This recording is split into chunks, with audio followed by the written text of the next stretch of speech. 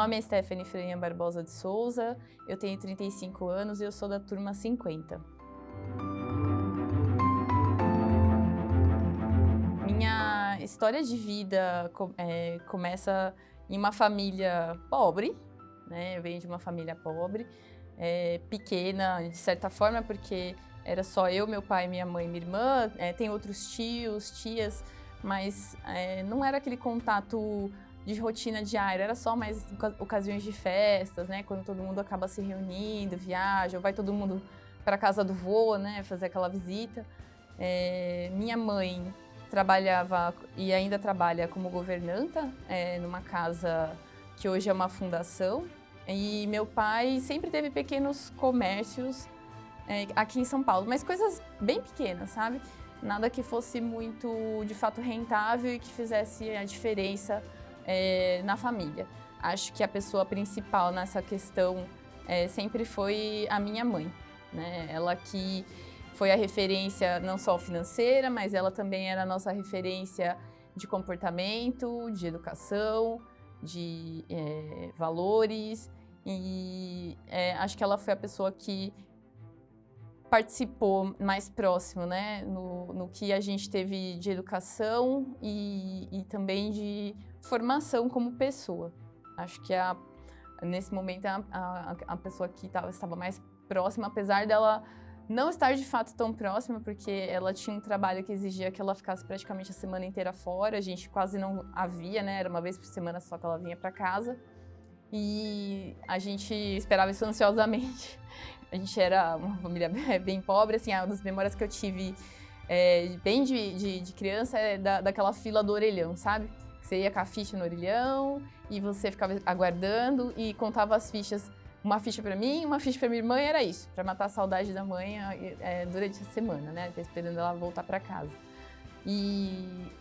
Bom, eu morei sempre, a maior parte da minha infância eu morei num bairro chamado Interlagos, depois do Autódromo, né, para quem conhece a cidade. Então, ali é uma região mista, né, entre zonas um pouco mais vulneráveis, né, maior pobreza, e zonas intermediárias, também alguns lugares onde acho que são recantos, onde as pessoas que têm algum dinheiro gostam de ir para se esconder um pouco dessa agitação toda da cidade, porque ali, querendo ou não, é um perfil um pouco mais conservado, arborizado, né? São casas grandes, então tem um certo ar de descanso.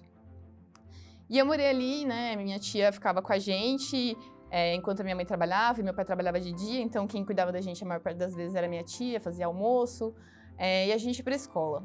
Eu e minha irmã, a gente estudou em colégio público, quase 100% do nosso período escolar, né? Acho que só mais no finalzinho a gente acabou tendo a oportunidade de ser transferida para um colégio particular.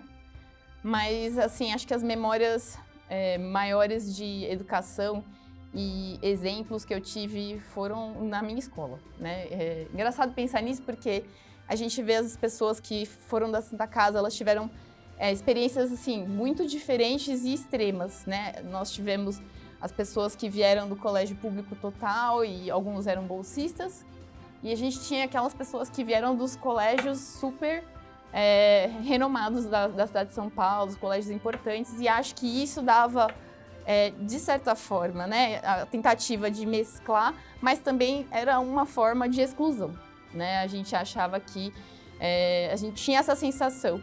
Não que eu me sentisse excluída, não é isso que eu quero dizer, sabe? Mas tinha esse diferencial e isso era notório, né? No comportamento, nas atividades que as pessoas escolhiam. Então, eu acho que isso, de certa forma, influenciava ali no desenvolvimento ali durante a graduação. Nesse colégio que eu estudei na minha infância, ele chamava-se Mademoiselle Perrillier, que é em francês. E todo mundo me perguntava, uma coisa muito comum era as pessoas me perguntavam: nossa, você estudou num colégio francês? Eu era exatamente isso, né? Estudei no colégio de nome francês, mas infelizmente, na época, a escola, eu demorei alguns anos, mas depois a gente acabei vendo numa reportagem, o que me deixou triste, mas pensativa também, né? Que esse colégio foi considerado um dos 8 colégios mais violentos da cidade de São Paulo. Então, eu vivi essa realidade. E para mim ela passou como se fosse muito natural, porque era o que eu conheci, né? Eu não tinha experiência de ter estudado em nenhum outro lugar e eu não sabia como eram os outros colégios. Então, para mim, aquilo era a realidade, né? Não era, talvez, quando eu estava nesse colégio e via, às vezes, as diferenças entre os meus colegas, né? De sala, de turma ou entre outras turmas, os coleguinhas da minha irmã. A gente sentia que talvez a minha família tivesse um pouco mais de privilégio, mas a gente não sentia que isso não era a normalidade. E é estranho falar isso porque eu acho que esse é o grosso da nossa cidade, né? Os colégios que são os colégios, grandes colégios, são os colégios que acabam englobando a menor parte da nossa população real aqui, né? Então é um grupo muito menor, né? Acho que se a gente for falar em números, acho que a gente tem muito mais gente no colégio público que, de fato, nos grandes colégios particulares. Então, assim, interessante porque eu entrei no colégio um ano mais cedo, porque a minha irmã entrou no colégio e aquilo me deu um desespero que eu queria saber ler. Então, eu queria aprender a ler. Então, eu infernizei a minha mãe bastante. Então, eu pegava livro e sentava com ela. Eu quero ler isso aqui. Tipo, qualquer livro que tivesse na minha mão, eu queria ler. A minha mãe deu um jeitinho dela, né? Ela conseguiu me colocar na escola um ano antes para ser alfabetizada. E foi aquele baque, né? Porque aconteceu, né? Eu consegui ir para a escola, então eu queria muito, isso foi para mim importante. E só que eu cheguei lá e eu não sabia nem o alfabeto. Então a professora passava algumas coisas no quadro, eu voltei para casa muito triste porque eu não consegui nem copiar o que estava direito. Conhecia as letras, mas não tinha agilidade, né, para poder escrever o que estava sendo colocado. E depois de anos eu entendi que aquilo era só um cabeçalho. E engraçado porque daí, né, eu voltei para casa, nesse ano minha mãe não estava trabalhando, e ela sentou comigo, comprou uns livrinhos e foi ensinando letra por letra, e ali eu fui formando, né, o meu conteúdo, que hoje, né, é muito mais amplo e muito maior, né, dentro da minha formação educacional. Acho que ela foi o papel importante, inclusive nisso, né, aprendi a ler com a minha mãe e, assim, em pouquíssimo tempo ela usou uma metodologia super simples, mas que funcionou. Nessa mesma época, né, então eu já conseguia ler, né, já tinha esse contato, a gente ganhou alguns livros que eram... Eu acredito hoje que os livros eram da mulher do meu primo que fazia enfermagem na época. E eram livros antigos, algumas coisas didáticas e complexas que não serviam para criança. E a minha mãe virou para mim e falou assim, olha, não vai mexer naqueles livros, tá cheio de coisa feia. E aí eu era criança, então eu quis ver o que tinha nos livros. Aí eu dei uma, né, andada no quintal, uma disfarçada, assim, para conseguir pegar um livro daquele na mão para poder olhar. E é engraçado porque eu acho que eu abri um livro bem de anatomia, sabe? Só que era um livro, ele não era como os livros bonitos hoje coloridos, eles eram todos preto e brancos, assim. E era um livro com cabeça, né, assim, bem a parte muscular. E eu olhei pra minha mãe e falei, nossa, a gente é assim. E acho que ali foi montando a curiosidade do corpo humano. E acho que foi uma das coisas que me deixou mais curiosa, indo pro lado do, nossa, somos muito diferentes, a gente tem muito mais coisa do que a gente está conseguindo ver aqui, né? Então, acho que esse foi a sementinha inicial aí, pensando em área da saúde, né? Aí foi daí que eu comecei a ter essa curiosidade. E aí os anos foram passando, né? Eu continuei nesse colégio até a 8ª série, da forma que foi, né? Era um colégio complexo, mas eu acho que dentro, apesar de tudo, eu vivia o meu mundinho muito particular ali dentro do colégio, que eu tinha amiguinhas bem quadradinhas, assim, que as mães iam levar na escola, buscar, e eu tinha aquele grupo e a gente era só aquilo ali, ponto. O resto do colégio, pra mim, praticamente não existia, a gente assistia a aula, tava tudo certo, voltava pra casa e ia fazer as atividades que tinha que fazer em casa, né? Praticamente não existia lição de casa, eventualmente um trabalho ou outro, então eu tinha bastante tempo livre nas minhas tardes. E aí, nesse contexto, eu fui fazer curso de balé. Eu fiquei um mês e a professora sumiu desse meu cursinho de balé. A dona da escolinha ficou, né? O que eu faço com os alunos que estão aqui esperando a aula, as bailarinas? Aí ela pegou as bailarinas e colocou na sala de inglês. E aí eu fui fazer inglês. Eu não sabia o que eu estava fazendo ali, mas eu sabia que eu queria estar ali, né? Quando eu estava lá na minha 2ª série, na verdade, Eu tive uma professora chamada Luciana, e no último dia de aula, ela sabia que ela falava outros idiomas. E eu não entendia muito bem o que era isso naquela época, mas ela falava outros idiomas, e ela falava uma língua morta e o inglês. E aí eu falei pra ela, olha, me ensina uma palavra em inglês. E ela me ensinou uma palavra. Aquela uma palavra ficou, né, comigo, eu não lembro qual era a palavra, mas aquilo, eu preciso aprender inglês, eu preciso aprender inglês. Então, do balé, eu saí pra uma sala de inglês e fui, né, conquistar um sonho meu ali, que era bem lá posterior, pequenininho, da 2ª série, então comecei a fazer inglês. Isso foi importante para mim ao longo, depois da faculdade, porque foi uma oportunidade que começou com uma professora lá no final, lá atrás, no passado, que falou uma palavrinha para mim, aí eu descobri que existiam outros idiomas e que isso era uma coisa muito diferente e que poderia ser útil em algum momento. Fiz esse curso de inglês, fui levando com o resto do colégio.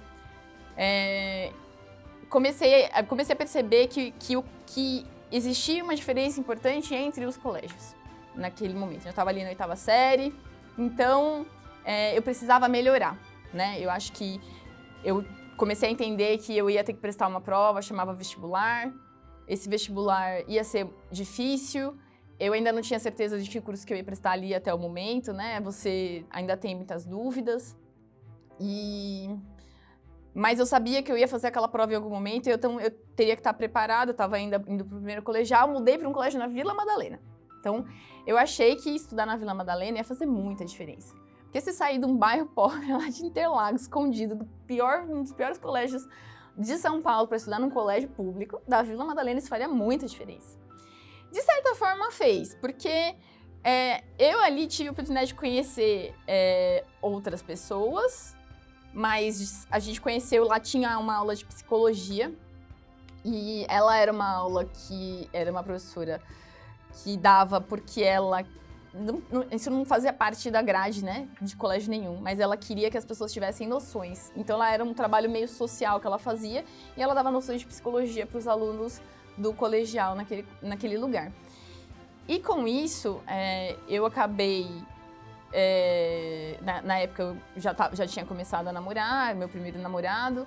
Ele queria fazer direito na época, eu queria fazer um curso da saúde. Eu sabia que a minha aptidão estava mais para um curso da área da saúde, eu ainda não tinha certeza do que eu achava que era, talvez fosse medicina, mas eu não sabia ainda como eu ia chegar lá direito, quantos anos de cursinho, porque eu já sabia da realidade para passar no vestibular, e para quem vem do colégio público são alguns anos de cursinho, luta e dificuldade para você chegar lá. Nessa faculdade, a gente acabou descobrindo um curso de Direito de Jacarezinho, então eu migrei muito cedo na minha vida, eu saí de casa aos 15 anos, e eu fui morar em Jacarezinho com meu ex, que ele foi prestar a faculdade de Direito, e eu fui morar lá. Bom, quando você sai de casa aos 15 anos, existem várias questões. Primeiro que talvez as pessoas estejam pensando, meu Deus, ela saiu de casa, ela deve estar grávida, ou coisas, né, diversas que passam na cabeça. Como essa mãe deixou? Meu Deus, meu filho jamais faria isso, ele é muito jovem, né, para sair de casa. E de fato, talvez fosse muito jovem, mas eu era uma jovem que teve muita oportunidade de me formar como pessoa nesse meio termo. Minha mãe não estava sempre comigo, então eu já sabia cozinhar, já sabia limpar uma casa, já sabia lavar roupa, né? Minha tia, de certa forma, ia ensinando isso pra gente, porque isso talvez fosse servir, e isso serve para todo mundo em algum momento da vida, porque acho que ninguém escapa desse tipo de tarefa. Então eu acabei mudando, eu já tinha condições de me cuidar, de me virar. Lá eu fiz o 2º colegial num colégio particular, corri atrás do prejuízo, e aí fiz o 3º colegial. No meio do 3º colegial, eu decidi que eu queria prestar... Na verdade, antes, no meio do ano, eu decidi que eu ia prestar fisioterapia, porque era o curso que tinha na cidade, o curso da saúde em uma faculdade pública. E eu prestei antes de terminar o colegial, e eu passei no vestibular no meio do ano, que era um vestibular de meio, e depois eles completavam a turma com o vestibular de fim de ano. Então eu passei no meio do ano, na faculdade, e eu ainda tinha 16 anos, porque eu terminei, né, com 15 eu fiz o primeiro colegial, com 16 estava fazendo o 3º, não tinha nem 17 anos, passei na faculdade, passei em 2º lugar, nesse vestibular. Fiz os 4 anos de fisioterapia, nessa faculdade, foram anos muito legais, porque a gente era uma turma bem unida, a gente fazia bastante coisa juntos. Era um curso novo na cidade, então isso tinha um desafio de você estar entrando num curso novo, nem tudo estava disponível, você tinha que correr atrás, né, de acesso para você ter a oportunidade de ter toda a sua grade concluída, né? Montar projetos na cidade, mostrar para a cidade que era uma cidade muito pequena, o que era a fisioterapia, qual era a nossa participação, o que a gente podia trazer de mudanças para os pacientes que tinham lá. E aí a gente tinha vários projetos dentro da cidade, que era muito legal, né? Nessa participação eu acabei tendo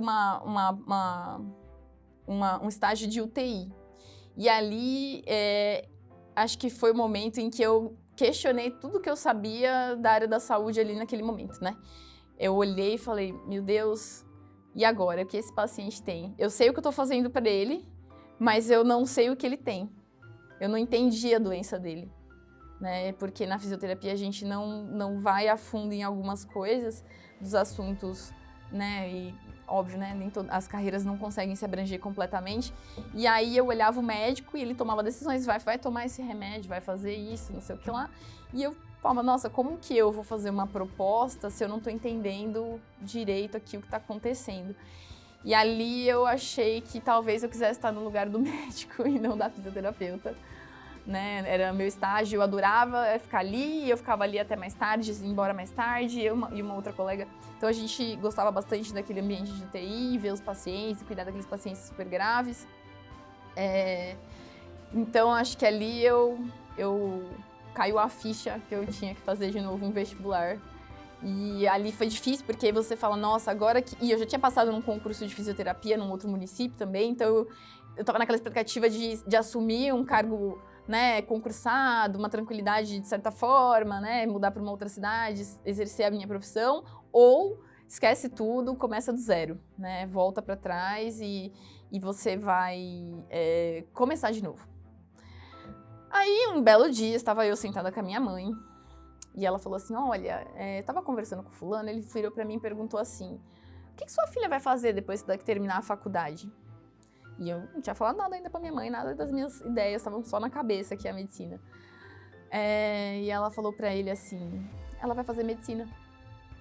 E aí ela me contou isso, e eu falei assim, eu virei pra ela assim, ué, vai fazer, né, mãe, de onde você tirou isso? Aí eu falei assim, por que você falou isso? Não, porque eu acho que é isso que você quer. E aí, de ter feito, né, ali eu senti que eu tinha um apoio pra parar tudo, e agora a gente vai começar de novo. Então, ali concretizou, né? Você vai parar tudo e você vai começar a sua carreira, vai recomeçar uma nova carreira para você estar onde você queria estar. Então, já era mais velha. Tava em Curitiba. Aí eu mudei para Curitiba. Fui fazer cursinho em Curitiba.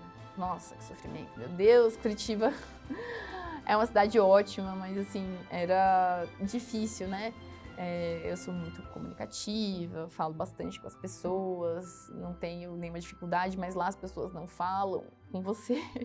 Então, elas eram muito focadas, centradas. Não que seja ruim, mas era diferente. Todo mundo sabe daquela fama do curitibano, mas eu acho que era viver lá sozinha, era difícil, né?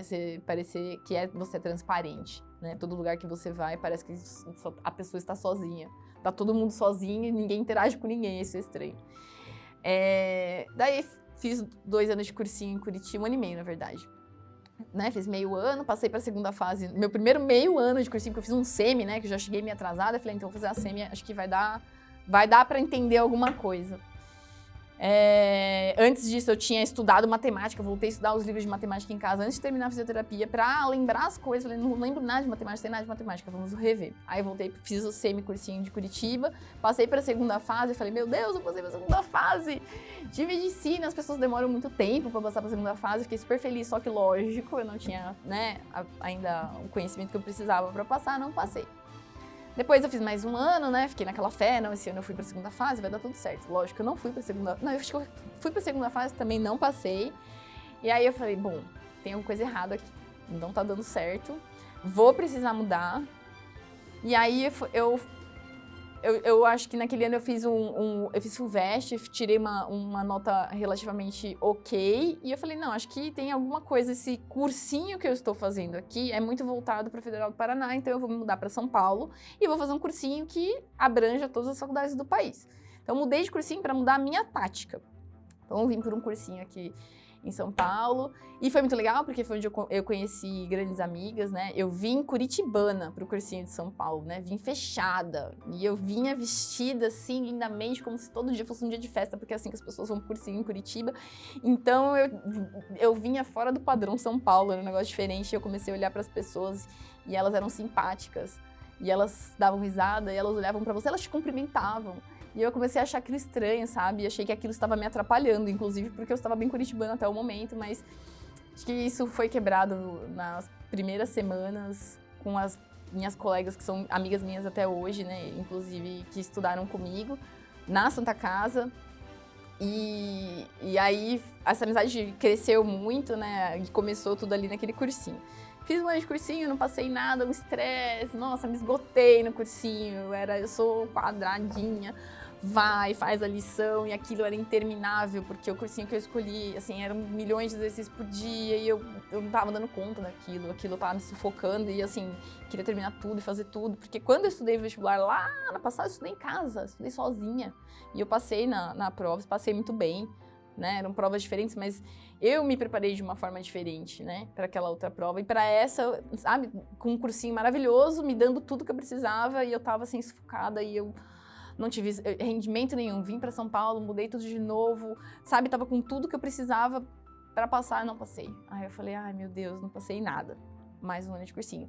Porque eu não sei se todo mundo tinha essa percepção, porque eu não sei quantos anos de cursinho cada pessoa fez, mas eu tive amigos que fizeram 7, ou até mais. Mas cada ano de cursinho que você faz dá a sensação que você aprende muita coisa que não serve pra exatamente nada, a não ser para passar no vestibular. E isso não é verdade, porque você usa esse conhecimento pro resto da sua vida, só que as pessoas não percebem e não valorizam. Então, fazer mais um ano de cursinho era mais um ano de você ser ninguém. A impressão, você não tá fazendo você não tá trabalhando, porque você vai prestar medicina, você não pode trabalhar no cursinho, não tem condições, você não vai passar. Tá? Então, assim, tira o cavalinho da chuva, trabalhar você não vai conseguir. Entendeu? Você não vai passar no vestibular se você for tirar 8 horas de trabalho por dia, seja lá fazendo qualquer coisa. Você não vai estar trabalhando na área que você quer, você não vai estar ganhando o dinheiro que você precisa e você não vai passar de novo na prova. Era isso. Então, trabalhar não era uma opção e você não era ninguém porque você não trabalhava.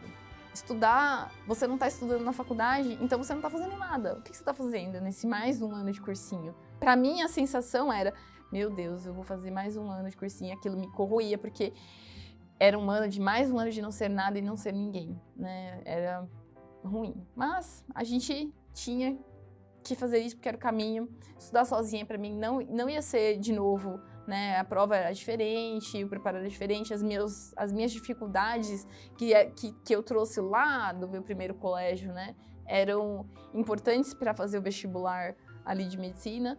E eu tinha que cobrir aquilo de certa forma e ter apoio, né?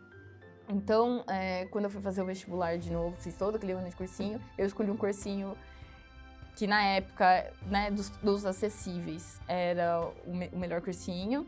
E eles tinham um método com menos exercícios e aquilo me deixou na angústia que eu falei, pronto, não vou passar. Primeiro 2, 3 dias, eu falei, não vou passar. Eu tenho 6 exercícios para fazer de cada matéria. Eu não vou passar. O que eu fiz? Eu já terminei, eu vou para casa fazer o quê? Não, eu não vou passar. Cadê aqueles meus 200 exercícios? Como assim eles são, né?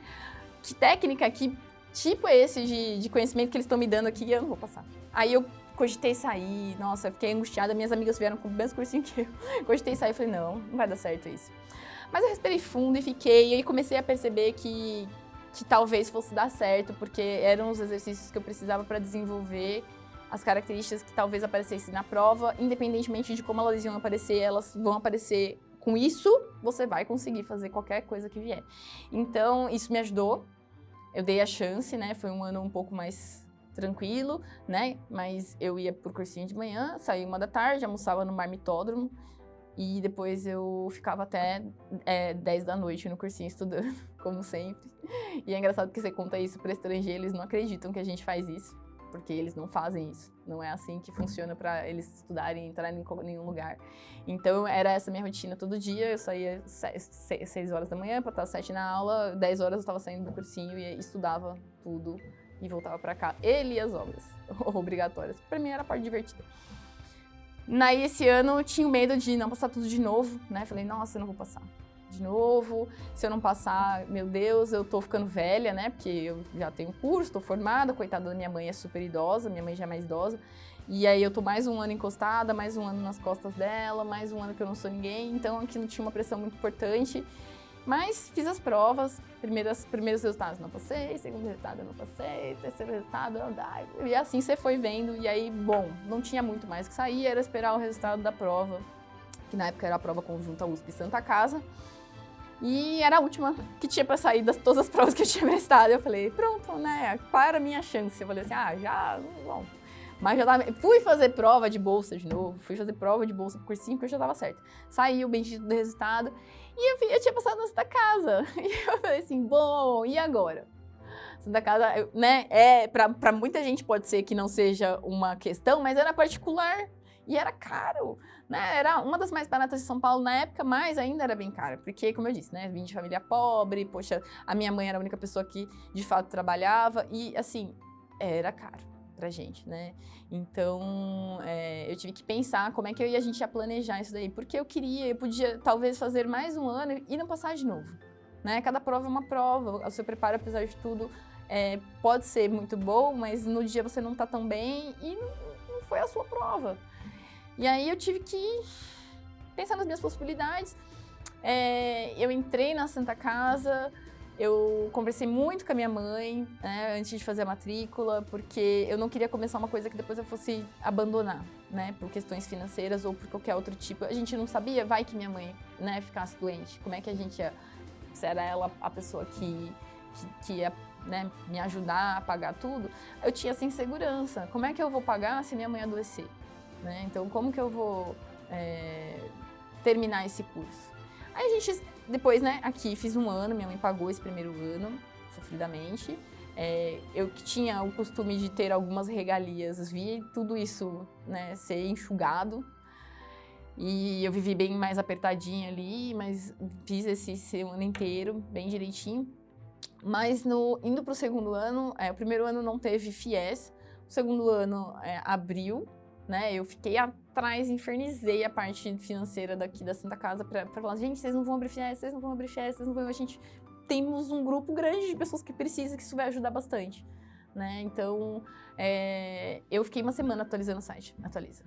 Da hora que abria ali o site do vamos lançar a FIES, eu ficava atualiza. Fiquei uma semana fazendo isso, atualiza, até a hora que abriu. Para eu poder me inscrever, porque eu sabia que isso ia desaparecer. Eu falei, se eu não for uma das primeiras, eu não vou conseguir me inscrever pro FIES, porque era limitado, e eu consegui.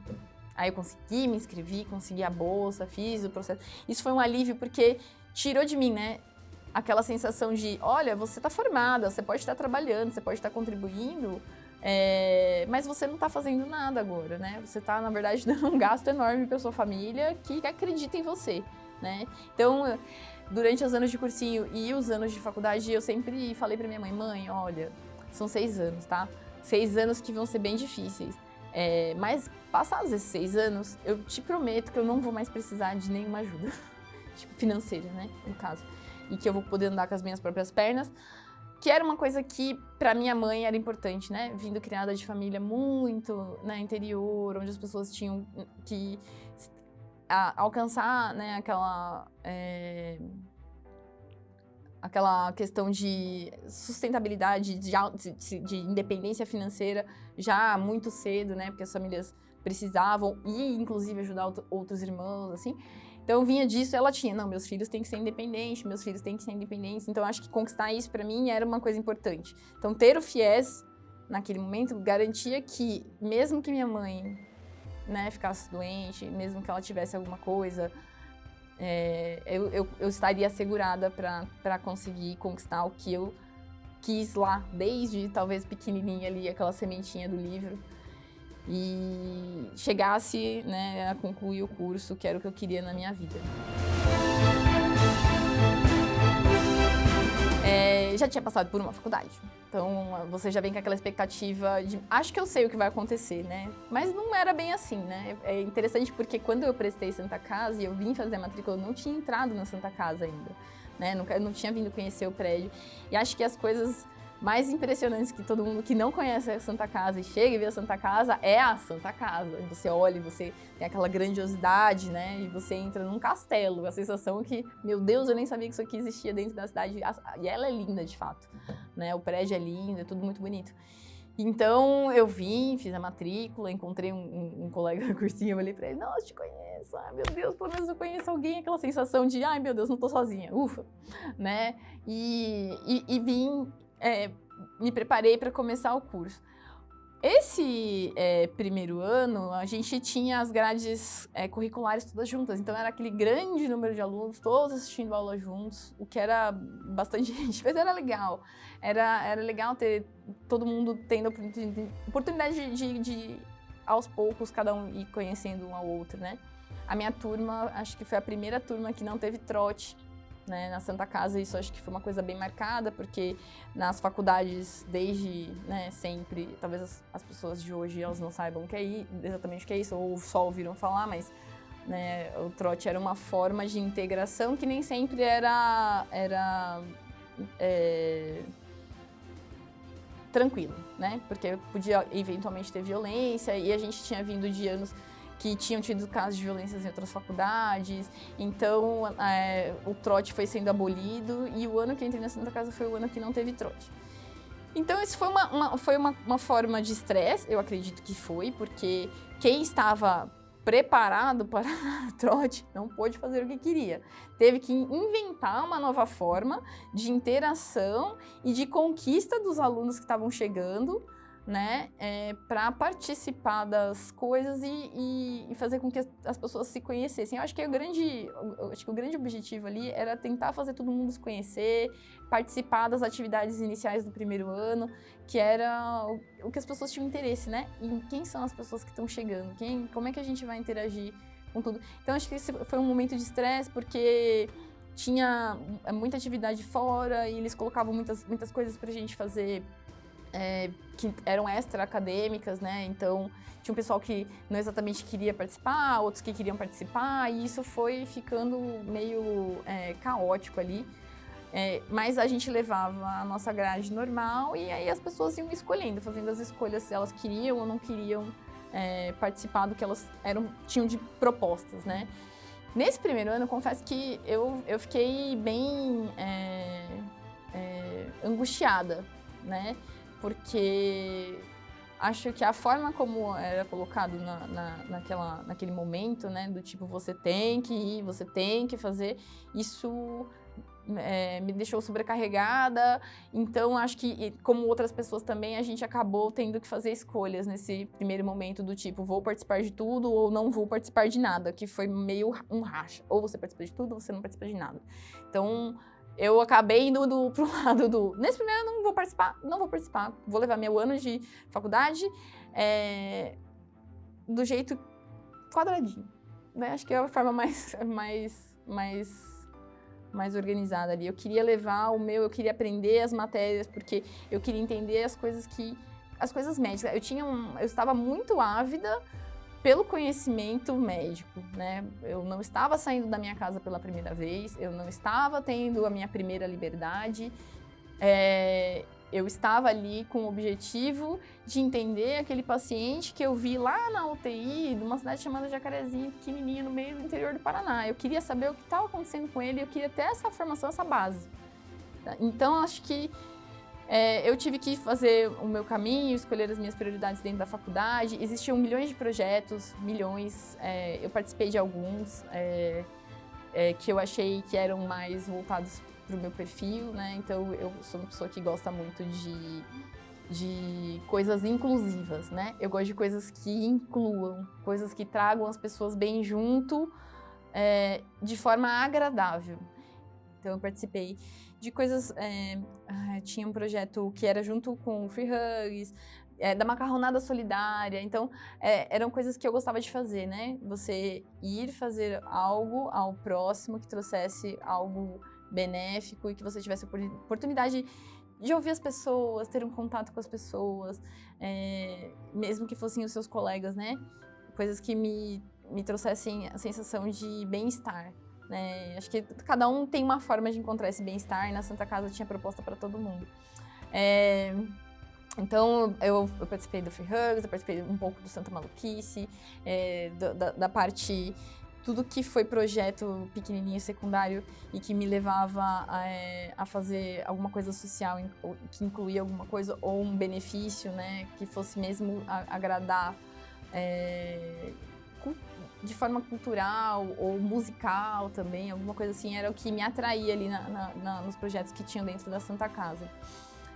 No meu primeiro ano de faculdade, né, como eu estava dizendo, teve essa questão da gente ter que definir para onde que caminho a gente ia querer, que quais grupos a gente estava, né, quais eram os nossos perfis e que grupos que a gente queria se organizar, se juntar, quais eram as características. Isso foi uma coisa que talvez tenha deixado muitos menos estressados do que talvez outros ficaram, né? Eu acho que nesse momento, eu lembro que a gente tinha a oportunidade de ter acesso a serviço de psicologia, médico aqui dentro da Santa Casa, porque a gente era aluno. E eu fui buscar nesse momento, eu falei, eu vou buscar psicóloga. Eu fui porque eu achei que aquilo estava causando um estresse junto com outros aspectos da minha vida pessoal e que isso tivesse me prejudicando ali, naquele momento. Então, eu acho que nesse primeiro ano eu fiz o quê? Uns 6 meses, 7, 8, talvez um pouquinho, uns 6, 7 meses ali de consultas repetidas com a psicóloga, né, que era do serviço. Cara, isso me ajudou bastante, sabe? Quando as pessoas falam que todo mundo tem que fazer uma vez na vida, acho que essa foi pelo menos a primeira vez na vida, de fazer algo voltado pra mim, né? Então, de tratamento. Falo isso porque, curiosamente, né, vindo de uma família de periferia, gente, médico é coisa de luxo, tá? Eu não ia no médico quando eu era pequena, eu ia na farmácia, que era o farmacêutico que cuidava de todo mundo, isso dentro de São Paulo. Então a gente só ia no médico quando a gente ia tomar vacina, era isso, ponto. Então criança não ficava doente, criança ia na farmácia, a gente resolvia assim. Então eu tomar a decisão de fazer uma participação ali num tratamento pra mim, isso foi novo, mas foi importante. Né, que eu acabei entendendo aonde estavam e como eu ia manejar as minhas crises ali em relação ao que eu estava passando ali naquele momento, né, tanto na vida pessoal quanto dentro da Santa Casa. E foi bom, porque você consegue se definir e você se entende, então você sabe o que você está fazendo não está errado, entendeu? Que você não tem que tentar fazer coisas diferentes ou se incluir, talvez, em alguma coisa que você não gosta, que você não está apto, para agradar as pessoas, né? Então, acho que na Santa Casa tinha de tudo um pouco, e você tinha a chance de participar, se você quisesse, né? Dentro das regras de cada setor, né? Tinham as divisões. Então, dentro da regra daquilo, você via se você se encaixava ou não se encaixava. Os anos da Santa Casa foram passando, eu demorei muito, talvez, para encontrar, assim, o que eu, de fato, desses projetos, né? O que eu realmente gosto. Não vou falar gostava porque ele é presente, né? Eu encontrei 2 atividades que eram extracurriculares dentro da Santa Casa que eu achava, assim, sensacional. Uma foi a oportunidade de fazer coral.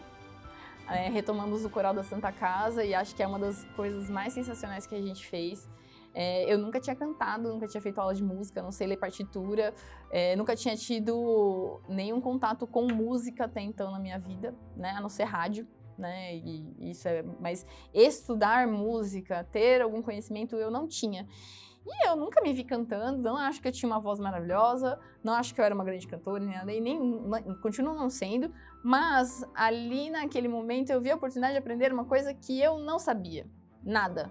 Então eu ia começar do zero ali, e falei, bom, acho que esse é o momento de aprender alguma coisa diferente. E aí eu fui, quando fizeram a primeira proposta do coral, eu fui uma das primeiras pessoas que foi, né, ali pro encontro, começamos, me senti no início, assim, engraçada, né, a sensação que você sente, o que eu tô fazendo aqui? Mas foi legal porque você descobre um monte de coisa diferente E formas de trabalhar a voz, formas de você ouvir, né? Que não é só cantar, é também ouvir. O coral é legal porque é um exercício de ouvir você e ouvir o próximo.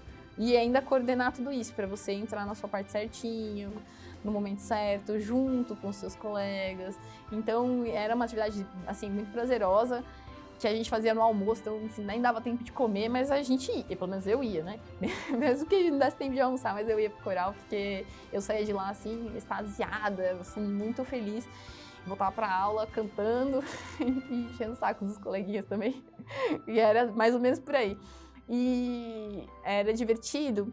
E tendo o coral também, a gente conseguiu levar para o hospital novamente, porque o coral já existia, né? Desde a primeira turma da Santa Casa. Então, a gente conseguiu levar de volta para o hospital alguns momentos musicais. Nós fizemos algumas apresentações no Hall da Santa Casa, na pediatria. E a gente foi para outros lugares também cantar com o coral. A gente tentou fazer músicas que fossem mais modernas, algumas coisas mais antigas e mais clássicas, para tentar englobar e entrar no interesse, né, e trazer pessoas de vários estilos, porque as pessoas ainda tinham muito preconceito do que é participar de um coral. Nossa, mas eles têm a impressão de que é aquela coisa, a memória talvez, aquela coisa religiosa, né, só música de um estilo só. Então, o que é interessante porque, né, o Coral da Santa Casa foi premiado por ser um coral pioneiro e trazer coisas diferentes para todos os corais do Brasil / São Paulo, né? Eles traziam sempre coisas novas, diferentes, mesmo que fosse na parte de se portar em palco. Então, aquela coisa interativa, né, que hoje você vê com os corais, misturado com dança, com /teatro, isso foi uma das coisas pioneiras do Coral da Santa Casa.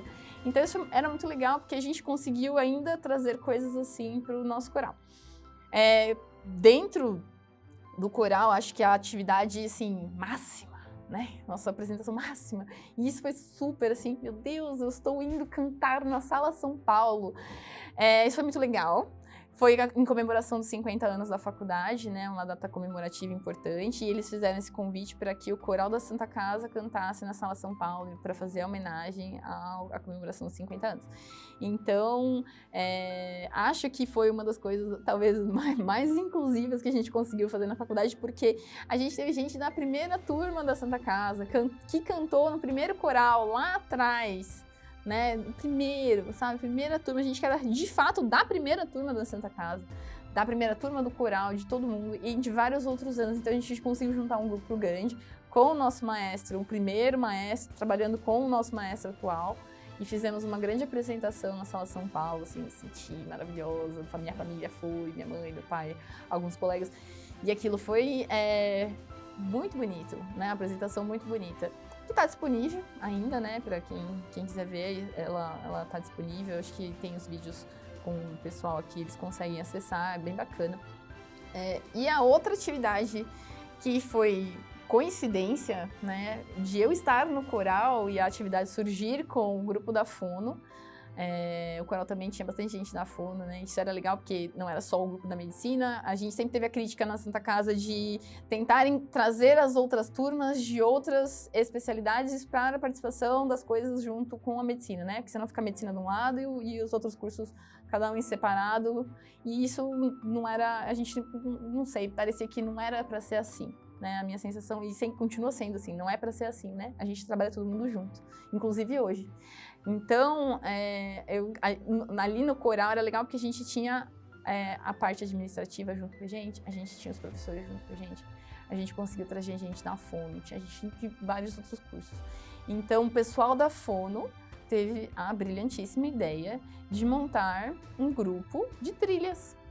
E aí eu me encontrei, porque era uma coisa que eu sempre gostava de fazer quando eu era bem pequena ali, ainda indo para aquele meu colégio lá atrás da periferia. E a minha mãe deu uma ajeitadinha pra gente conseguir fazer algumas trilhas com um grupo. A ideia foi com a pessoa que levou a gente pra escola, né? Em um momento da minha vida eu fui de perua escolar pra escola e o tio da perua fazia algumas trilhas com a gente e aquilo era muito divertido, aqui dentro da cidade de São Paulo mesmo, às vezes até um pouquinho mais longe. E aí aqui o pessoal da Fono falou assim, eu vi o pessoal com umas umas propostas, umas camisetas, a gente vai fazer uma coisa chamada Santa Trilha. Eu falei, Santa Trilha? Ué, então... Aí eu falei assim, só pra fono? Ele, não. Eu falei, você gosta de trilha? Eu falei, gosto. Aí eu falei, eu vou. E aí eu fui na primeira trilha do Santa Trilha, lá, acho que em 2015. E vou até hoje, tá? Porque esse mês passado, nós fizemos a 50ª trilha da Santa Trilha, que nasceu aqui dentro da Santa Casa, na época que eu estava aqui. E aí, desde então, a gente faz pelo menos uma trilha por mês, com todas as pessoas que querem participar. Então, a gente tem alunos da Santa Casa, alunos da Fona, tinha na época alunos de TI, alunos de enfermagem. Então, a gente junta todo mundo que quer participar. É legal porque a gente tem uma interação muito bacana. O grupo, ele é coordenado, né, pelo professor da fonoaudiologia, doutora Guadalupe, que faz essa organização inicial, para onde vamos, né, como é que vai ser. E aí eu continuo tendo contato com as pessoas que são da medicina, que ainda estão cursando, e as pessoas que são da fono. Então, até hoje a gente tem esse grupo. Durante a faculdade eu fiz diversas trilhas, a gente foi nessa uma por mês, fui fazendo, participei em praticamente todas as edições, exceto agora na pandemia, né, que a gente teve que fazer a pausa, mas voltamos, então estamos fazendo trilhas novamente. Mês passado fizemos, mês que vem vamos fazer novamente. Então, acho que essa foi a atividade que ficou... assim, mais presente, né? Tô levando, assim, das externas que não são voltadas academicamente, essa foi a que ficou pra vida e talvez, assim, amizades que não vão se perder, acho que nunca mais aí nesse decorrer do que me sobrar de vida aí. É muito bacana. Entre as outras atividades que foram propostas, né, a gente não pode deixar também de falar da parte acadêmica. Então, eu fui uma pessoa que gostava de quase tudo, né, é impossível gostar de tudo, mas eu gostava de bastante coisa das cadeiras básicas, gostava muito de histologia, patologia, gostava de microbiologia e gostava da parte também prática, então eu gostava muito de propedêutica, fui monitora de propedêutica para os alunos do segundo ano. Então, quando eu tive a minha monitoria de propedêutica, eu tinha certeza que no quinto ano eu queria ser monitora de propedêutica, porque eu achava isso demais, achava muito legal, e foi uma atividade muito bacana, né? Então, participei das ligas, algumas ligas dentro fui da coordenação de liga, da Liga de Hipertensão também aqui na Santa Casa. E depois, no finalzinho do terceiro ano para o quarto ano, eu fui pro Pesquisadores do Futuro, fiquei em Barcelona. A proposta era conhecer os hospitais sociosanitários, né, e ver como era a organização do sistema de saúde em Barcelona e região, né, dali da Catalunha. Então, também foi um projeto muito bacana. E interessante ver, né, que a gente, quando vai fazer a prova, né, porque tem uma prova, uma seleção, então uma parte teórica, que você faz em inglês, e depois você tem uma entrevista. E eu tinha certeza, assim, que eu não ia passar, né? Eu tinha certeza absoluta, assim, não ia me inscrever. Eu falei, bom, queria muito ir, porque eu tava assim, eu achava o máximo, as experiências eram, acho, muito legais, você ter a oportunidade de ir pra fora, conhecer algum outro lugar, e poder fazer um trabalho de pesquisa ou alguma coisa, né, em outro contexto, né, e trouxesse algo para você poder trazer de volta para o seu país, né, outro conhecimento. Então, eu queria participar, mas eu achei que eu não ia conseguir, né? E por quê? Porque você estava rodeado de gente que era brilhante, os alunos eram ótimos, as pessoas...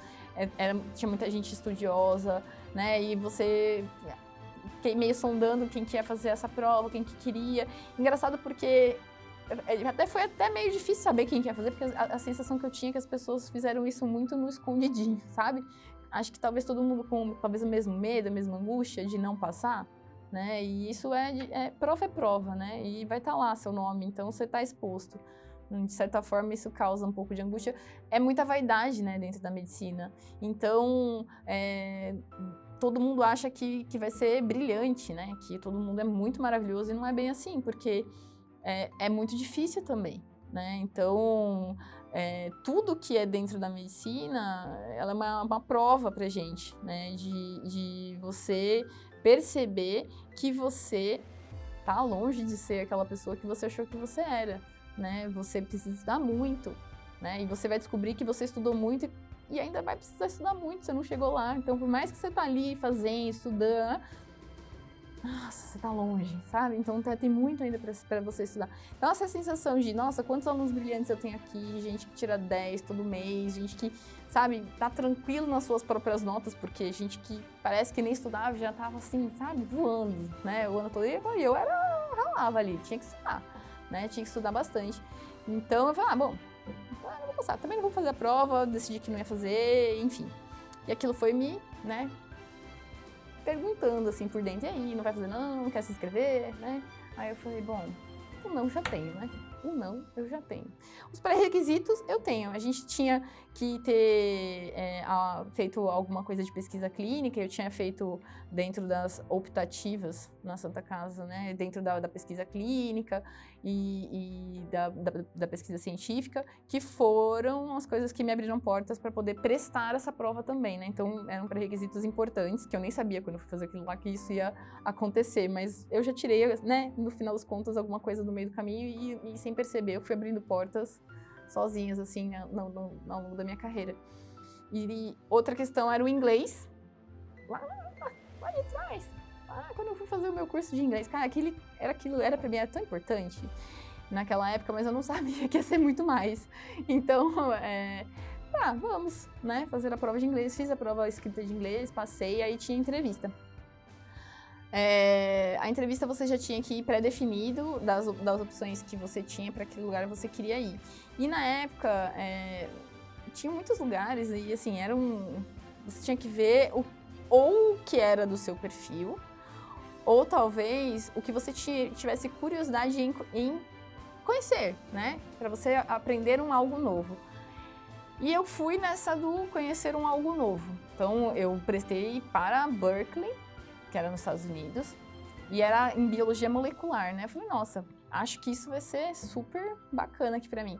Só que, eu no meio da minha entrevista, e eu tinha que justificar, e fui falando, né? E você tinha várias coisas que eles pontuavam ali de importante que você tivesse características de independência, né? Um bom inglês, entre outras coisas. Você também tinha que defender ali porque que você acha que você deveria ir para lá. E eu acho que talvez essa parte ficou meio limbosa. E meu histórico, né, da fisioterapia, eu já tinha projetos vinculados à área de saúde pública, lá atrás. E aí a coordenadora me perguntou, mas olha, vendo aqui esses trabalhos que você fez no passado, por que você não prestou aqui para Espanha, né? Para Barcelona? Aí eu falei para ela, olha, a obrigatoriedade era a prova em inglês, tá bom? Eu falei, olha, meu espanhol não é tão bom quanto o meu inglês, né? Acho que isso foi o que eu pensei ali, talvez um limitante. Aí ela falou, olha, a gente pode falar em espanhol então agora? Então eu fui pegar meio de calça curta ali, mas eu tô ótima no Se Vira nos 30 aqui na minha vida, a gente vai se virando. E aí eu falei, tá bom, vamos falar em espanhol. E aí a gente começou a entrevista em espanhol. E a minha sorte é que eu tinha ido pro Peru, né? Eu resolvi no meio da faculdade falar, eu vou fazer minhas férias no Peru. Fui, sozinha assim, fui pro Peru, passei minhas férias falando espanhol lá, 2 semanas, e voltei e teve entrevista em espanhol. Então eu vim bem treinada pra, por acaso, a minha prova de espanhol. E acho que isso foi uma das coisas que me ajudou, né? Você tá pronta para você encarar um desafio, mostrar que você, mesmo quando você não esteja preparada, você consegue transformar e se adaptar, né, a um momento difícil, porque era um momento difícil, né? Quem é que estava preparado para fazer uma entrevista em espanhol quando tudo era inglês? Não estava, né? E aí, quando saiu ali o resultado, e aí foi engraçado, porque me ligaram no meio de uma aula, para falar que eu tinha passado na entrevista, que eu tinha ganhado a vaga para o intercâmbio, e aí eu levantei naquela, né, euforia, derrubei tudo, saí da sala, e aí, mas eu passei para onde? Foi a pergunta, passei para onde? Para Barcelona! Eu, foi engraçado, mas eu fiquei muito feliz. Que aí eu fui mudando aquele plano, falei, bom, então não vai a biologia molecular, vamos aprender sobre hospitais sociosanitários, e que é um outro contexto mais próximo do que eu já tinha feito previamente. E foi, assim, uma experiência maravilhosa, né? Conheci pessoas maravilhosas na Espanha, o trabalho é muito importante. E hoje, mais do que nunca, eu vejo a importância de do papel daqueles hospitais na sociedade, no contexto SUS de saúde, né? Então, eu trabalho hoje, o meu trabalho inclui muito, eu tenho essa visão. Então, eu vejo que aquilo precisa ser implementado aqui. De certa forma estava, porque temos projetos modelos, eu não sei em que pé que está, mas quando eu saí da faculdade, tínhamos 2 projetos modelos de hospitais sociossanitários aqui no Brasil. E a ideia era aumentar isso, né? Então, hoje eu vejo o quanto aquilo é necessário, né? Enquanto a gente, infelizmente, ainda está atrasado em algumas questões relacionadas à saúde pública no Brasil, comparado a outros lugares, né?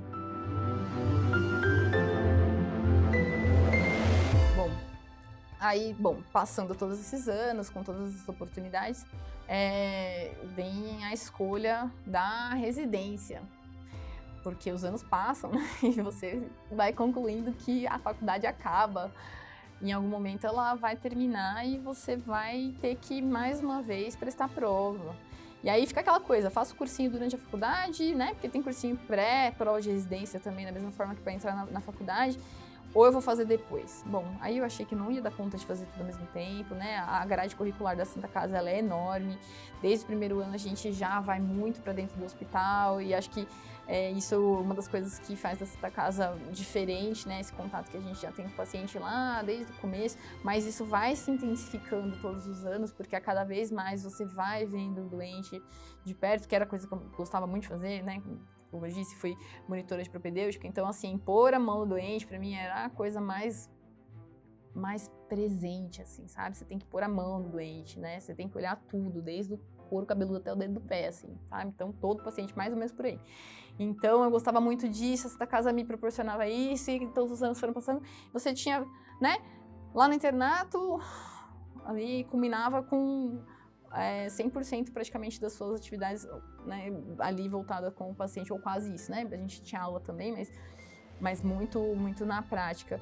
E aí você é exposto a várias especialidades, porque você passa na prática em várias especialidades, para você também ir definindo o que você gosta.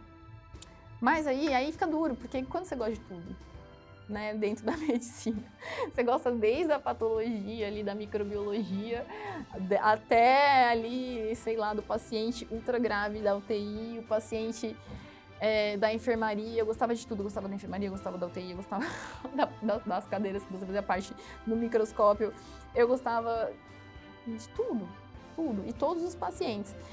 E isso foi ficando cada vez mais difícil, porque as pessoas vão definindo, você não vai, né? Então, seu colega já sabe o que quer, outro já sabe desde o começo, que desde quando entrou já sabia. Uma das minhas amigas já sabia que ela queria oncopediatria. E isso no cursinho. E eu queria ser médica, entendeu? No cursinho, só isso que eu queria fazer medicina. Então, eu fiquei naquela angústia porque eu gostava de tudo. E aí, todo estágio que eu passava, o chefe vinha assim, nossa, né, você vai prestar ano que vem, você tá aqui com a gente. E aí eu falava... então, talvez, né, doutor, vamos ver, ainda não consegui decidir, aí passava na ginecologia, olha, ano que vem a gente te aguarda, na pediatria, ano que vem, né, olha, como você vai ser uma boa pediatra, mas eu não sei o que eu quero, então isso foi indo. Meio do 6º ano, na trave ali, né, meio do 6º ano, todo mundo parece que já sabia o que queria, eu não sabia o que eu queria. Eu tinha dúvidas, né, se eu queria uma coisa que fosse ultra especializada. Então, por exemplo, se eu ia fazer, por exemplo, oftalmologia, né? Você vai estar ali focado no olho. Você tem todo o paciente, mas você vai olhar o olho, né? Então, tudo o resto, não é que você vai esquecer tudo o resto, tá bom? Mas o seu foco é ali. Aí depois você pode fazer pálpebra. Então, você vai só especialista da pálpebra, né? Dentro do olho, você é especialista da pálpebra. Então, eu não sabia se eu queria isso ou se eu queria algo que fosse mais amplo, uma cadeira ampla, por exemplo, clínica médica, cirurgia geral, né? Eu tinha essas dúvidas porque, entre outras coisas que eu gosto muito, existem os trabalhos manuais de artesanato, artístico, pintura, desenho. Então, eu tenho 2 mãos direitas. Então, sempre me foi colocado que talvez eu devesse ir para as cadeiras cirúrgicas, né, para explorar essa habilidade manual que eu tinha e, de certa forma, achei que isso fosse ser interessante. E aí eu fui botando na minha cabeça começo que sim, acho que eu ia fazer algo na área de cirúrgica. Eu falei, acho que eu vou fazer algo mais cirúrgico, né? Cogitei fazer ortopedia. Então, assim, adorei. Nossa, passei na ortopedia, achei o máximo. Achava muito legal, adorava andar com os meninos pra lá e pra cá. E fazendo aquelas coisas brutalities da ortopedia, né? De você fazer aquela coisa com força, achava legal, porque eu sou uma mulher forte, então dava certo. Então a minha impressão que isso ia funcionar, porque eu achava a ortopedia bonito.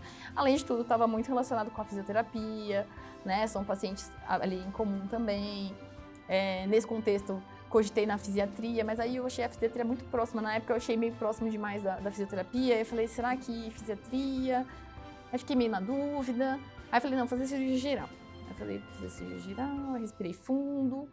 Gostei muito da ginecologia, achei que eu ia dar uma ótima parteira, porque eu ia fazer ginecologia porque eu queria fazer parto, entendeu? Porque eu achava lindo ver a criança. Gente, a criança nascer é a coisa mais bonita desse mundo.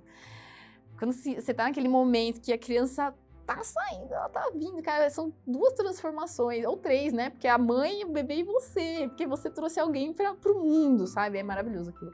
Então, eu achei que... E eu tenho muita facilidade de falar de assuntos relacionados a sexo mesmo, feminilidade, tabus. Então, eu falei, bom, acho que talvez abordar tudo isso não seja um grande complexo para mim, né? Porque para muitos médicos ainda é. Né? Então, você abordar o paciente numa intimidade, seja na feminina ou masculina, né, ainda é doloroso para muito médico, né? E a gente não pode fugir disso, porque faz parte do nosso trabalho, para ele ser completo. Mas tem gente que vai fazer isso todo dia. Então, assim, eu pensei que talvez desse certo nessa área, pensei na ginecologia e fiquei ali. E no final do final, né, eu fiquei nesses 6 meses sonhando. Isso é uma história que, se a pessoa que estiver ouvindo, ela, por acaso, ouvir esse vídeo, ela vai achar estranho, mas eu sonhei por uns 6 meses com o chefe da neurocirurgia da Santa Casa. Eu sonhei 6 meses com ele, por algum motivo. Eu nunca tinha ido ver uma neurocirurgia, eu comecei a sonhar com o chefe da neurocirurgia. E aí eu falei, não é possível. Eu tô sonhando com esse homem. E aleatório, sonhos relacionados à faculdade, e assim, situações, ele brotava nos meus sonhos. Eu falei, meu Deus, eu acho que eu tenho que assistir uma neurocirurgia.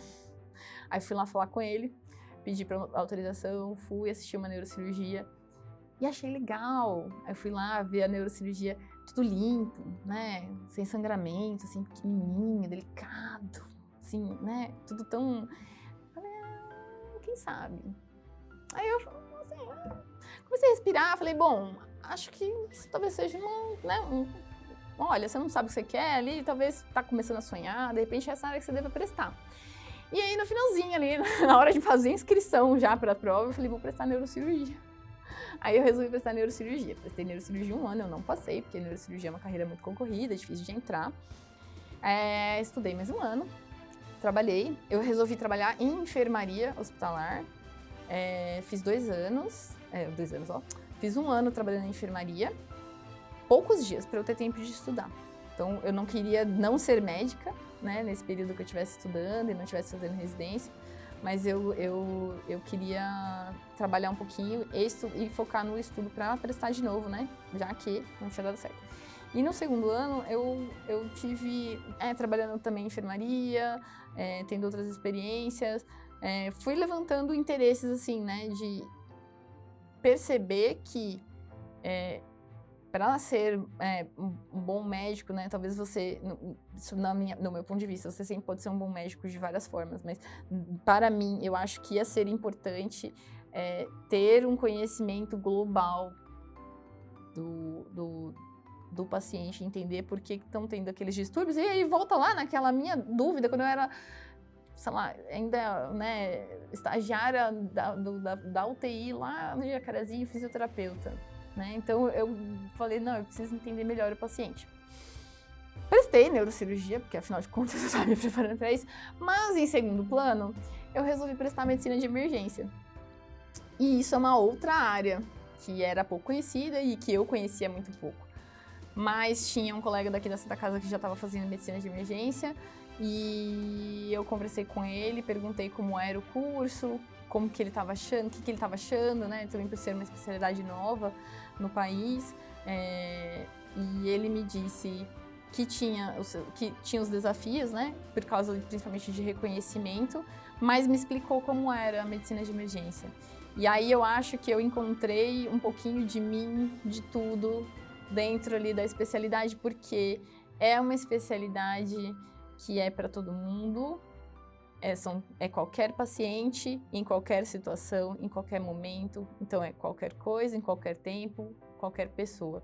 Então eu tinha todos os pacientes que eu gostava, em todas as situações, em qualquer lugar. Então eu achei que isso para mim fosse ser muito global, me daria a chance de conhecer mais da medicina em diversas áreas. Então, assim, eu resolvi prestar medicina de emergência, assim, também um pouco de último minuto, mas que com a sensação de que ela ia me trazer uma grande experiência, né, como profissional. E de fato foi o que aconteceu, né? Eu passei em medicina de emergência no Hospital das Clínicas, na USP, que é lá onde eu terminei, inclusive, a residência ano passado. E é uma especialidade interessante porque lá eu tive a oportunidade de passar em todas as emergências, né? Emergências oncológicas, emergências ortopédicas, oftalmológicas, otorrinolaringológicas, emergências de clínicas gerais, pediátricas, então a gente tem bastante pediatria. Então, assim, isso fez com que eu conseguisse juntar tudo que eu gostava em todas as grandes cadeiras, né, da medicina, numa especialidade só. Além disso, né, me senti muito acolhida. Você sair da sua casa, né, que é um lugar que você está acostumado, você conhece, que você tem amigos, que você gosta, né, tem orgulho de ter feito parte, né, e que você esperava se ver ali, né, porque eu esperava, né, a gente tem a expectativa, eu esperava me ver aqui como residente, mas não foi o que aconteceu, então assim, eu vou para um outro lugar, vou conhecer tudo de novo. Para mim foi uma ótima experiência. Então eu saí da minha casa de formação, migrei para um outro grande complexo, né? E você vai cheio de angústias e ansiedades, achando que você vai cair meu Deus, como será que vão ser as pessoas lá? Você fica angustiado, você não sabe se você vai ser maltratado, se o vínculo com os chefes são bons, com os outros residentes, como é o ego, né? Porque você sai de um lugar que você conhece todo mundo e você vai para um lugar que a gente são lugares diferentes, né? São referências diferentes, né? Mas é uma grande referência em saúde do país inteiro, né? E tem residente do país inteiro. Então você fica naquela angústia de será que vai dar certo? Será que eu vou ser bem acolhida? Será que vai ter bairrismo? Né? Você pergunta às vezes isso também, porque tem um monte de lugar que é assim. E aí eu descobri que não. Né? Lá, e a medicina de emergência sendo um curso novo, eu acho que nós fomos muito guerreiros entrando ali dentro do Hospital das Clínicas, né? Porque a gente teve que mostrar para todo mundo quem a gente era, qual era a diferença que a nossa especialidade fazia ali, né? Não só no atendimento, porque é otimizar o atendimento, fazer com que o hospital tenha um médico capaz de resolver as principais queixas dos pacientes, seja ela em diversas áreas, né?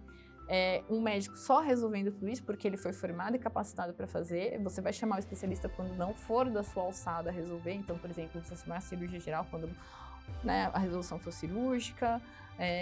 Você vai chamar o ortopedista quando couber, né, exclusividade ortopédica. Então, você faz o primeiro atendimento, você tira o paciente da urgência, você chama o especialista para vir dar o socorro, né, depois que você conseguiu organizar ali e controlar organizadamente, de forma evitando iatrogenia, né, fazendo um bom primeiro atendimento para o paciente. E isso não só traz otimização de recurso, né, porque você sabe o que você está usando, o que você está gastando, como é que você vai fazer, entendeu? Otimização de recurso e financeiro para qualquer instituição que tenha esse especialista como parte da equipe, né? Além de gestão, né? Então, gestão de pronto-socorro, gestão hospitalar. Então, isso é uma coisa que a gente aprende bastante na medicina de emergência, né? Como organizar e fazer com que aquele setor trabalhe bem ali dentro, né, e com os demais setores hospitalares que estão vinculados com o pronto-socorro, porque o pronto-socorro é a porta de entrada dos grandes hospitais. Então, é por ali que a gente recebe praticamente todos os pacientes que chegam para a gente, né? Assim como a UBS recebe da população ali de outras formas, a emergência é uma grande entrada ali do paciente no serviço de saúde, e isso sendo otimizado, você consegue trazer benefícios para o paciente, para a instituição que você trabalha e também em macro, né? Na gestão mesmo hospitalar geral. Isso é bem bacana. A gente tem algumas coisas de gestão também durante a graduação, mas acho que eu gosto muito do contato com o paciente, né? E acho que você fazer a diferença no atendimento do seu paciente ali, naquele momento tão de angústia, é muito gostoso, né? É sofrido, você tem que tomar decisões muito certeiras e rápidas, então a gente é treinado para isso, né? Você ser pontual, imediato e de preferência certeiro, né? Usar recursos mínimos. Então, assim, para quem não sabe, nós temos medicina de áreas remotas, então é bem legal isso também, porque você consegue levar com pouco recurso numa região inóspita ou de recurso limitado, de difícil acesso, um primeiro atendimento de qualidade para um paciente numa situação emergencial. Isso é muito legal, até arrepio de falar, porque é bem bonito. E acho que um outro, né, vertente ali da medicina de emergência que eu gosto bastante, né, pensando que eu gosto muito das trilhas, então é uma situação bem real. Então achei bem legal, dentro da medicina de emergência, acabei indo lá para o Pará para ver ofidismo, né, que a gente aqui em São Paulo tem menos tempos, mas temos bem menos. Lá é muito comum, então a gente consegue, né, acompanhar esses casos. Lá era com a infectologia, não era só o ofidismo, então doenças infecto-contagiosas, endêmicas de outras áreas do país, né, você tem oportunidade, além de ter oportunidade de ir para fora do país se você quiser. Eu optei por não, né, eu quis ir para uma região ainda dentro do nosso país, porque eu acho que são regiões que precisam de atendimento. Elas trazem uma riqueza muito grande de quadros clínicos dentro da medicina para que a gente consiga, de fato, ver e conhecer aquilo que a gente viu lá na graduação, mas a gente nunca viu nos pacientes aqui, né? Porque não tem, né? Então, os pacientes aqui têm outras doenças, né? Então, acho que isso faz com que a gente fique mais completo, pensando, né, que a minha especialidade é medicina de emergência, para que, quando eu precisar, eu puder atender um paciente em qualquer lugar e respeitar o princípio da minha especialidade. Então, isso é muito bacana, né? Foram coisas que eu fiz dentro ali da minha especialidade e eu gostei muito. A gente também tem uma participação grande dentro das UTIs, né? Dentro do Hospital das Clínicas. Então, essa é uma parte importante da nossa formação. Durante a minha residência, houve a pandemia, né? Então eu peguei o começo da pandemia e não sei se posso dizer final, mas estamos num outro momento diferente agora, e isso foi muito marcante, né? Acho que, lógico, obviamente marcante para todo mundo, sendo médico ou não médico. A pandemia modificou a vida de todo mundo, mas sendo médico emergencista, a gente teve muito contribuição ali nesse atendimento desses pacientes que chegavam pra gente, né? O Hospital das Clínicas virou referência de Covid, então estávamos recebendo vários casos de todos os hospitais que não tinham, né, recursos para fazer o atendimento de um paciente muito grave, né? Porque eles chegam muito graves no sistema de saúde, mas às vezes você não consegue dar continuidade do tratamento na unidade que você está e você precisa transferir esse paciente, e muitos desses pacientes foram transferidos para o HC. Então, a gente deu a continuidade desse trabalho ali, recebendo os pacientes de São Paulo inteiro, inclusive do interior, eventualmente até de outros estados que acabaram vindo para continuar o atendimento ali. O primeiro paciente meu Covid que chegou, eu estava na UTI. Foi uma grande experiência, né? Um grande medo, um grande temor, porque a gente não sabia o que ia ser, né? A gente não tinha ali o conhecimento, a gente tinha um conhecimento prévio de paciente pulmonar grave, mas não tínhamos, né, a experiência ainda dos pacientes Covid, mas a gente foi formando isso e de forma muito rápida, né, para fazer esse atendimento ideal e levar isso, né, que eu comecei ali numa UTI dentro do HC, de volta para o pronto-socorro, onde eu fiquei a maior parte da pandemia, né, fazendo o atendimento principalmente dos pacientes mais graves, tá? Então, em sala de emergência, e nós tínhamos uma unidade crítica de coordenação ali do próprio setor do pronto-socorro, então foram os 2 lugares onde eu fiquei mais tempo, né?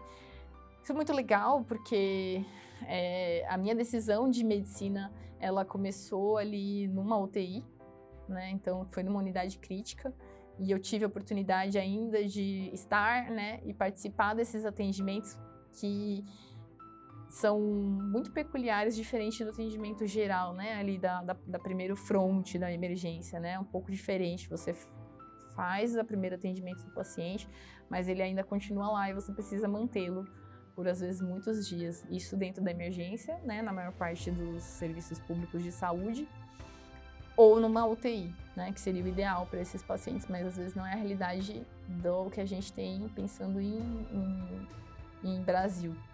Então, o que eu faço hoje, né, depois de ter terminado a residência, eu comecei um fellow de medicina intensiva no próprio Hospital das Clínicas. Então, hoje eu sou fellow de medicina intensiva e estou tendo a oportunidade de ver os meus pacientes da emergência na continuidade do cuidado, né, para que eu possa otimizar o cuidado de sala de emergência após, né, os primeiros atendimentos, e se caso ele venha a ficar com a gente, né, mais tempo, que isso é muito possível aqui na nossa realidade. Então, para que você dê o melhor atendimento e dê o melhor seguimento enquanto ele for o seu paciente, tá? Então, assim, não se justifica você tirar o paciente de emergência, mas você não conseguir fazer um cuidado adequado na sequência e fazer alguma investigação e iniciar o tratamento específico que ele precisa. Então, é uma complementação da minha área ali na medicina de emergência, né? Na pandemia, eu estava no R3 ainda e me ofereci, né? Foi dada a proposta de a gente entrar como assistente do pronto-socorro, então eu peguei um cargo, inclusive, de assistência dentro do pronto-socorro, que eu mantenho até hoje, né, ali no Hospital das Clínicas. Então, é legal porque eu consigo hoje estar lá dando o cuidado que eu gosto para os pacientes, tanto das unidades de emergência quanto os pacientes que já estão em unidades críticas, e passar o conhecimento para aqueles que estão desenvolvendo ainda, aprendendo as minúcias ali, as coisas mais finas do que é o ser médico, né? Então são coisas que eu gosto, me sinto um pouco ali, não é bem mais uma propedêutica, mas faz parte.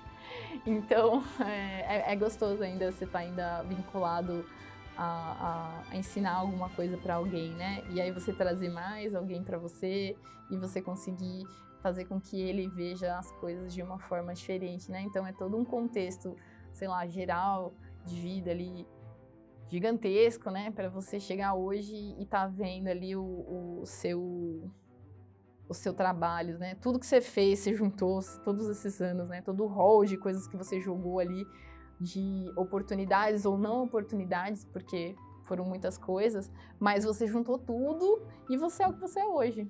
Dentro da medicina, fora da medicina, mas especialmente dentro da medicina, como uma pessoa preocupada com o paciente, com o familiar, com o profissional que está em volta de você, porque, como eu disse, trabalhamos todos juntos, né? Então, multidisciplinaridade para mim é importante, e com a formação dos próximos também. Isso é bem bacana, eu gosto.